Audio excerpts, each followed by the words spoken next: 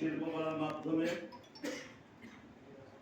এতে পরের বছর আরো দুটা দল বাড়লো। এইভাবে হইতে হইতে 2015 সালের নিবন্ধনের সময় দেখা গেল ঘোষণা আসলো শিল্পকলা থেকে আমরা আর আপনাদের গাড়ি ভাড়া বহন করতে পারবো না, যার যার নিজ খরচে শিল্পকলা এসে নিবন্ধন গ্রহণ করবেন, আমরা কোনো গাড়ি ভাড়া দেব না। তাতেও আমরা রাজি, কেন আমাদের মাঠ পর্যায়ে গান করতে গেলে নিবন্ধন লাগবে, এই জন্য আমাদের নিবন্ধন নেওয়ার জন্য টাকা লাগে, এই লাগে, আমরা যেভাবে হোক নিবন্ধন আমার দরকার, আমি আসছি নিবন্ধন করতে।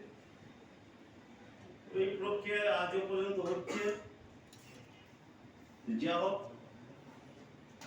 এখন মাঠ পর্যায়ে যখন নিবন্ধন নিয়ে আমরা, কারণ 1933 অ্যাক্টে যে লাইসেন্স পদ্ধতি ছিল, ডিসি অফিসে এন্ডোস সিস্টেম ছিল।